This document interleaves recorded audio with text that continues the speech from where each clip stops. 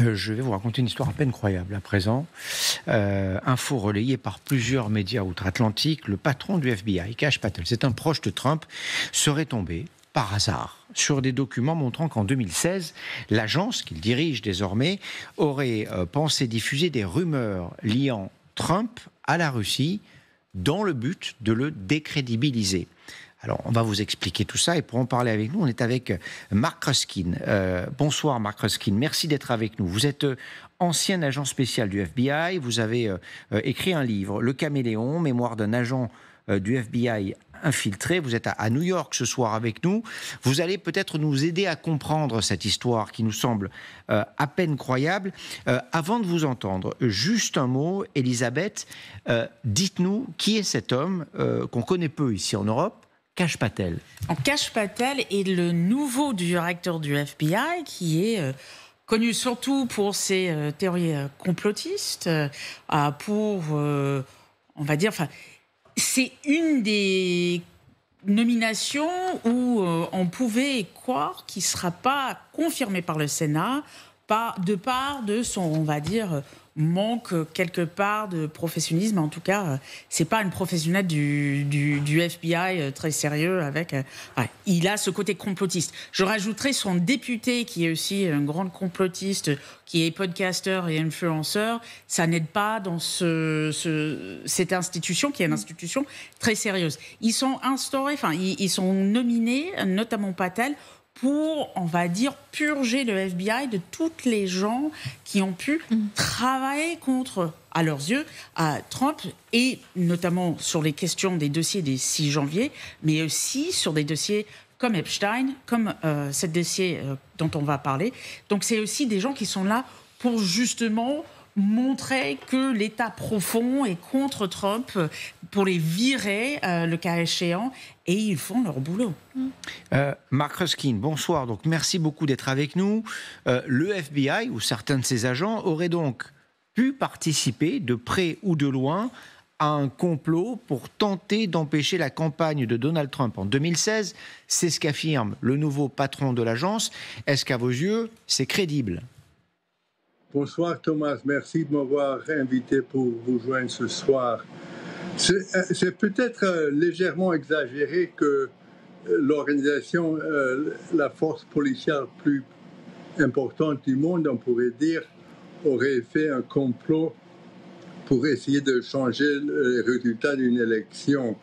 Alors, je crois qu'on pourrait dire que c'est pas terriblement crédible et c'est peut-être un peu exagéré.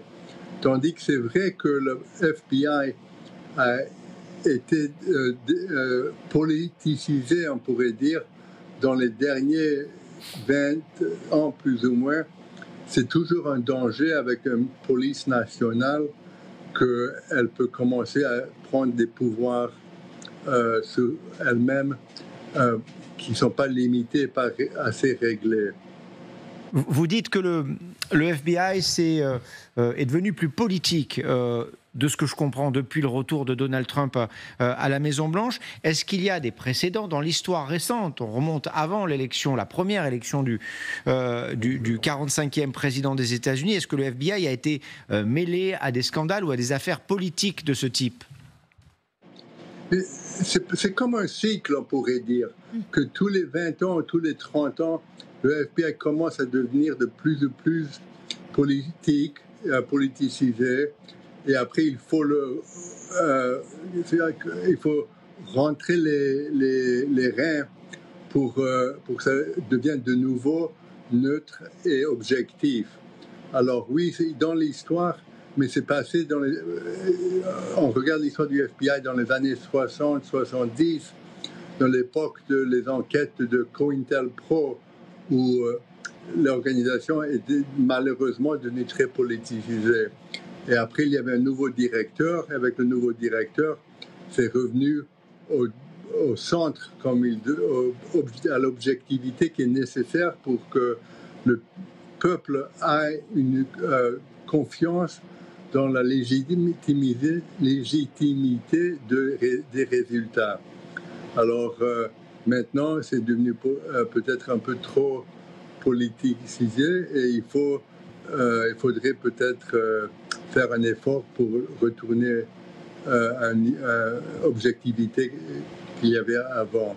Il y a peut-être des choses à changer. Quels étaient les rapports du FBI avec l'administration Obama?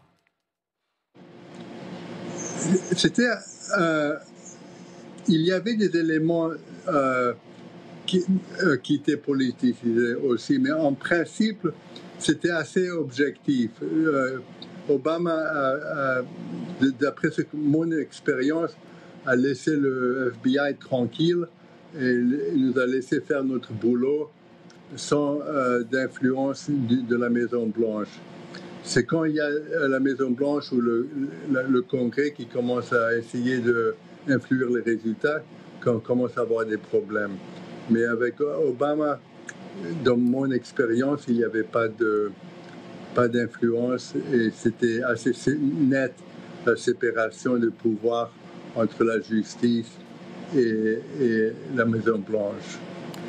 Restez avec nous, Mark Roskin. Je voudrais vous faire écouter ce qu'a dit Donald Trump aujourd'hui de cette affaire qui, donc, selon le nouveau patron du FBI, l'agence aurait tenté de diffuser des fausses informations pour tenter qu'il perde son élection de 2016. On écoute le président, on en parle juste après.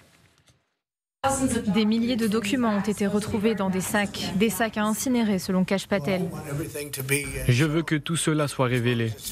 Tant que cela est juste et raisonnable, je pense que ça devrait sortir. Kash est d'accord avec ça, Pam aussi. Mais il faut que ce soit des choses qui ne nuisent pas injustement aux gens, car il y a tellement de gens impliqués. Et s'ils peuvent le faire de manière juste, je trouve ça formidable, vraiment formidable. Tout ça, c'est une arnaque, un coup monté de la part des démocrates. Et ils adorent parler de ça. J'aimerais que des gens potentiellement malveillants soient dénoncés et on verra bien comment tout cela évolue, mais ce sera de l'histoire ancienne. Vous savez, s'ils avaient eu quelque chose à faire, ils l'auraient fait la semaine précédant l'élection, car ils étaient largement perdants. Ils contrôlent ces documents. Voilà, Mark Roskin, vous avez entendu le président des États-Unis. Il dit que c'est une arnaque, c'est un coup monté des démocrates. Est-ce qu'on peut imaginer que cette affaire soit montée de toutes pièces? Bien. Et tous ces documents, ça doit être des années et des années que quelqu'un ou plusieurs personnes sont en train de remplir la chambre avec des documents secrets. Alors, c'est un peu compliqué un peu tiré par les cheveux de dire qu'il y a une arnaque tant qu'il y a des années et des années que ces documents sont en train d'accumuler. Et en plus, c'est son propre directeur du FBI qui a découvert les documents. Alors, je ne crois pas que Kash Patel va être en train d'arnaquer son propre patron. Mais l'existence de ces documents, ils sont là et ça va prendre très longtemps pour pouvoir lire tous ces documents et voir qu'est-ce qu'il y a de secret ou qui a été pas détruit. Et on a de la chance qu'on a ces documents toujours pour pouvoir les réviser et pour que le Congrès, il y a le sénateur Grassley qui va, avec sa comité, va revoir tous ces documents avec son staff et voir ce qu'il y a d'important et ce qu'il y a de pas important. Mais c'est un problème avec le FBI, avec toutes les organisations de renseignement, c'est qu'ils ont une tendance à avoir trop de documents secrets et classifiés. Les patrons, quand ils ne savent pas quoi faire avec un document, ils préfèrent les marquer secrets et pas prendre le risque d'être critiqués plus tard. Alors ici, on a des milliers de pages. Moi, j'ai travaillé au quartier général pour... Alors justement, une question là-dessus. Dans ce qui est dit de cette affaire, il paraît que donc Kash Patel serait tombé par hasard sur ce dossier dans une pièce secrète où sont stockés les documents qui sont détruits. Est-ce qu'elle existe, cette pièce secrète? Qui y a accès? Et est-ce qu'on trouve les documents facilement? Est-ce qu'on peut tomber par hasard sur un document? Oui, absolument, ça existe. Et moi, quand j'ai travaillé 4 ans, comme je disais, dans le quartier général, et j'ai connu beaucoup de personnes dans tous les coins cachés. Et je n'ai pas trouvé cette chambre, mais avec tous les milliers de documents qui sont produits, qui sont secrets, c'est nécessaire d'avoir quelqu'un qui s'en occupe pour les détruire. Et apparemment, ils n'ont pas assez bien organisé la destruction des documents. Et c'est pour ça qu'on les trouve maintenant une accumulation énorme de documents secrets. Mais chaque bureau du FBI, et moi j'ai trouvé ça un peu rigolo quand j'ai commencé à travailler dans le FBI, c'est qu'il y a des poubelles dans tous les bureaux avec étiqueté ordures secrets, donc secret trash. Et moi j'ai trouvé que c'était un peu intéressant à voir que c'était comme ça, que c'était étiqueté. Mais oui, absolument, ça existe. Et dans les révélations du directeur Kash Patel, qui les a trouvés, moi je doute que c'est vraiment lui qui les a trouvés. Je ne crois pas que le patron du FBI est en train de se balader dans les couloirs du quartier général, en train de voir qu'est-ce qu'il y a derrière chaque porte. Mais oui, ça paraît peu probable. Pardon. Merci beaucoup, Mark Ruskin. Merci mille fois, ancien agent spécial du FBI, auteur donc de Le Caméléon, mémoire d'un agent du FBI infiltré. Quelle histoire, Elisabeth. C'est quand même à peine croyable. Alors, évidemment, est-ce que c'est un moyen de détourner les regards de l'affaire Epstein ? La première chose, c'est cette histoire de pièces secrètes.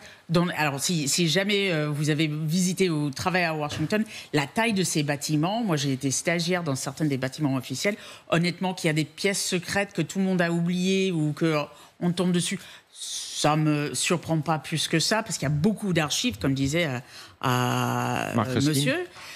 La question, en dehors de Kash Patel qui se balade, c'est cette question ça tombe un peu trop bien par rapport à un autre dossier où ils avaient promis la transparence, que ça faisait partie de sa plateforme politique, même cette question du dossier Epstein, et que, au contraire, au lieu de faire la lumière sur cette histoire, ils sont en train de tout cacher.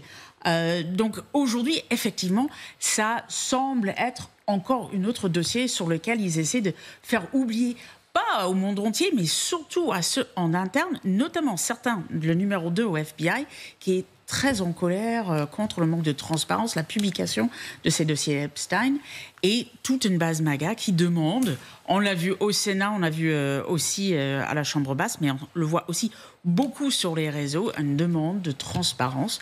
Et donc, ils ont un autre... Peut-être c'est vrai, peut-être c'est pas vrai. Il va falloir une transparence sur les dossiers aussi. Ce qu'ils disent en tout cas, c'est que ce dossier date de... Alors, il remonte sur des faits datant de 2016, un peu avant, mais le dossier en lui-même date de 2023. Alors, peut-être qu'il n'était pas complètement enfoui dans les méandres des pièces secrètes où le FBI détruit ces dossiers. Moi, je voudrais ajouter une question, parce que sur ce sujet qui, en fait, porte sur les liens entre Trump et la Russie, on a... comme vous, je m'interroge sur le timing, parce que Trump s'apprête à engager, comme il ne l'a jamais fait, un rapport de force direct avec Poutine, avec un ultimatum à 8 jours. Alors certes, le rapport Mueller, il y a quelques années, 2019, a établi que les liens entre Trump et la Russie étaient nombreux, mais qu'il n'y avait pas de conspiration contre les intérêts américains dans ces liens. Bon. Ça s'est arrêté net avant le procès en destitution, cette limite. Mais là, on pourrait très bien se dire que est-ce qu'un Trump qui va beaucoup plus loin dans le rapport de force avec Poutine, il n'a pas intérêt à se prémunir par ce type de manœuvre informationnelle contre l'éventualité où Poutine dirait « Ah, vous avez peut-être oublié cette partie-là du dossier. Regardez ce qu'on faisait ensemble à l'époque. » Je ne sais pas. Moi, j'ai évidemment aucune raison d'être assertif sur ce sujet, mais je trouve que, comme pour l'affaire Epstein, le timing est beaucoup trop congruent avec le moment d'un rapport de force direct avec Poutine. Ces documents, je pose ça sous la forme d'une question. Ces documents, ils vont être déclassifiés, ils vont être transmis à une commission du Sénat. Tout cela va évidemment dans le sens de la thèse évoquée par Trump depuis quelques semaines, que l'administration Obama a tenté de couler sa candidature en 2016. Vous vous souvenez de ces images qu'on a diffusées ici même, images générées par intelligence artificielle où on voit Barack Obama assis à côté de Donald Trump, puis menotté devant Donald Trump, et l'autre hilar, évidemment, alors que les policiers embarquent l'ancien président des États-Unis. Qu'est-ce que vous faites de cette histoire? Elle nous a interrogé, cette histoire. C'est pour ça qu'on a décidé d'en parler, nous, ce soir. En fait, ce qui est certain, c'est qu'il y a eu une campagne 2016-2017 contre Trump en disant c'est un agent russe. Et il y a même un ancien agent britannique, assez peu recommandable, qui est venu apporter aux États-Unis, il a distribué ça un peu à tout le monde, à la presse, etc., aux parlementaires américains, un dossier comme quoi il y aurait eu, alors je ne vais pas traduire parce qu'on va rester décent, même s'il est pratiquement minuit, qu'il y aurait eu une séance de golden shower de Trump dans un hôtel, dans un grand hôtel de Moscou, qui avait été filmé et que donc il était tenu. Il y a eu toute une campagne. Ensuite, on a même fait une campagne du New York Times, et on a une procédure même en destitution, ça s'appelle impeachment là-bas aux États-Unis, simplement parce que l'homme qu'il avait nommé, le général qu'il avait nommé pour devenir son conseiller national à la sécurité, avait déjeuné avec l'ambassadeur de Russie. C'est juste son boulot, quoi. Mais le fait, ah là là, quelle horreur, il a déjeuné avec l'ambassadeur de Russie, ça prouve que Trump est un agent russe. Alors, on a eu toute cette histoire. Ça n'a pas, en fait, fonctionné contre Trump. C'était une chasse aux sorcières, il faut le dire, une chasse aux sorcières de la frange progressiste, la frange libérale, comme on dit aux États-Unis, de la gauche américaine, du New York Times, et d'une partie des démocrates. Mais il y a eu un journal qui est plutôt démocrate, qui a eu le courage, qui s'appelle le Washington Post, de faire toute une enquête là-dessus et de sortir en disant que ce témoignage et que cet agent anglais était pourri et bidon. Est-ce qu'il y a un lien entre cet ancien agent britannique, secret britannique, et le FBI? Ça, je n'en sais strictement rien, et c'est ce que l'enquête, j'imagine, va produire. En tout cas, on est toujours dans une sorte de scénario fou permanent avec Donald Trump. Chaque jour, une nouvelle histoire ou presque, et chaque jour, c'est plus incroyable encore que le jour précédent. Je ne sais pas si les scénaristes de plateformes regardent et suivent l'actualité chaque jour, mais il y a de quoi écrire. Sur cette histoire, ça dit aussi quelque chose, parce qu'elle n'apparaît pas nulle part, cette histoire. Elle apparaît à un moment où Donald Trump est embêté avec une partie de sa base concernant des documents qu'il avait dit qu'il publierait et qui ne sont toujours pas publiés. En l'occurrence, l'intégralité des documents de l'affaire Epstein. Oui, bien sûr. Mais moi, ce qui m'inquiète le plus là-dedans, véritablement, c'est du jamais vu en matière de placer des fidèles. Je veux dire, des fidèles de Donald Trump. On comprend qu'on s'entoure de gens qui épousent un peu les mêmes opinions politiques. Mais là, on n'est plus fidèle au président des États-Unis, on n'est plus fidèle à la Constitution, mais on est fidèle à l'homme, c'est-à-dire à Donald Trump. C'est un lien de vassalité de type quasiment de clientélisme ou de vassalité de type moyenâgeux. C'est-à-dire que Kash Patel, c'est quelqu'un qui obéit à Donald Trump et qui va trouver les preuves qu'il lui faut parce que Donald Trump lui demande les preuves. Donc il n'y a plus aucune objectivité, et c'est lui quand même qui dirige la police nationale. Enfin, c'est le FBI, c'est ça. C'est quand même absolument extraordinaire. Et donc il y a quand même une dérive, moi, que je trouve très inquiétante aux États-Unis aujourd'hui, où finalement il met en coupe réglée, comme un mafieux, tous les hommes à sa botte qui vont lui obéir. Et non pas obéir à l'État, non pas pour le bien de l'État, mais pour le bien du président. Et ça, c'est vraiment embêtant. En revanche, un petit peu comme pour l'affaire iranienne où, vous savez, la CIA a douté à un moment, il y a eu des fuites où elle doutait du succès complet de l'opération, il y avait des choses qui ont fuité. Si ça, c'est bidon, je ne vois pas comment ça peut... Il y aura forcément une enquête, puisque ça va être... Les papiers vont être disséqués. Mais si c'est bidon, à l'intérieur du FBI, je pense qu'il peut y avoir des fuites, des gens qui vont dire attention, il se passe des choses qui ne sont pas normales, etc. Il y a déjà eu des articles. Hein, oui.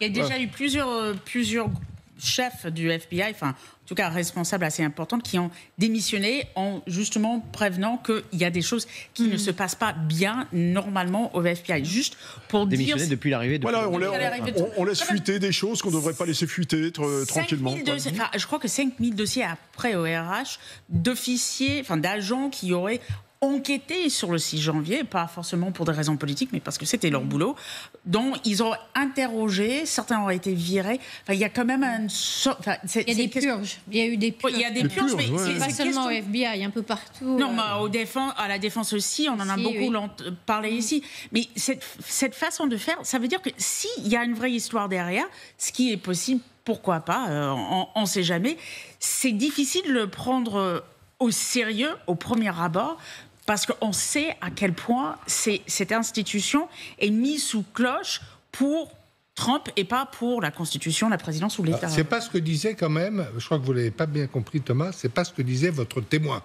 Moi j'en sais rien, je n'ai pas enquêté sur le FBI, je n'ai pas été invité au FBI, je n'ai pas écrit un livre sur le FBI, j'en sais strictement rien. Mais ce qui a dit le monsieur que vous avez... C'est un ancien agent, il a été... que vous avez interviewé, en fait ce qu'il a dit... tout ce qui vient de dire Elisabeth est complètement factuel. Mais ce que lui a dit, il a dit qu'il y avait eu, avant l'arrivée de Trump, une politisation du FBI. C'est ce qu'il a dit, lui. Et vous avez compris, vous avez compris que c'était à partir de Trump. Non, il a dit, ce qu'il a dit, mais je ne sais pas. C'est comme ça que je l'ai compris. Il a dit pas sous Biden. Il a dit pas sous Biden, pas sous Obama. Mais il a dit ces dernières années, il y a eu une politisation. Il n'a pas compris. C'est une politisation. Il a dit il y a une politisation sous Biden. Et donc lui trouvait, c'est ce qu'il a dit, que l'enquête était fondée, que c'était normal qu'il y eût une enquête. Voilà. Lui-même sans se prononcer. Je pense qu'il a envie de faire une enquête, c'est une obligation, je pense. S'il y a vraiment quelque chose, maintenant il faut être transparent, et c'est ça la question aujourd'hui. Le problème, c'est que si c'est une vraie affaire, et je veux bien croire qu'il y a eu de la politisation, c'est pas très étonnant à Washington, mais le problème, c'est qu'aujourd'hui, avec toutes les affaires qu'il y a eu et cette, on va dire, cette direction qui est difficilement prise au sérieux, ça porte atteinte s'il y a une vraie histoire derrière. Donc il faut une enquête qui est vraiment très claire et très transparente. Il y a eu une porosité politique entre cette agence Hoover lui-même, et il y a eu qui a fondé cette agence, je crois, Hoover, voilà. Et Hoover, oui, c'était le mafieux par essence. Il est resté 50 ans, il avait des dossiers sur tout le monde, il était inamovible. Ça fait partie de l'histoire du FBI, c'est pas étonnant. Est-ce qu'on peut imaginer ces dossiers qui vont être transmis à une commission du Sénat le soir en toute transparence? Quand on dit ces mots aujourd'hui, depuis quelques mois, ils ont quand même un poids particulier. Est-ce qu'on peut imaginer que ces dossiers vont être lus, vont être révélés au public, on va poser les questions aux uns et aux autres, et que ce sera, j'allais dire, un procès instruit en toute bonne foi? Alors, à partir du moment où ça arrive au Sénat, et c'est là où c'est très important, je pense qu'il va avoir de la lumière faite. Maintenant, une enquête, des questions juridiques, je parle d'autre chose, mais le fait qu'ils vont le transférer au Sénat, parce que c'est le Sénat aujourd'hui qui demande les dossiers Epstein, qui veut avoir la lumière dessus. La différence, c'est que c'est des élus qui doivent aussi, on va dire, répondre au peuple. Et ça veut dire que ça leur met quand même dans une position d'être un peu obligé, d'être un peu transparent dessus. Je suis très attentif à ce qui est cette enquête, parce que, en fait, il y a deux questions autour de ce phénomène. Il y a d'un côté le rapport entre le FBI et le pouvoir politique, c'est la question de la politisation que vous rappeliez à l'instant. Et puis en toile de fond, il faut rappeler que le fond de sauce, c'est le rapport entre Trump et la Russie.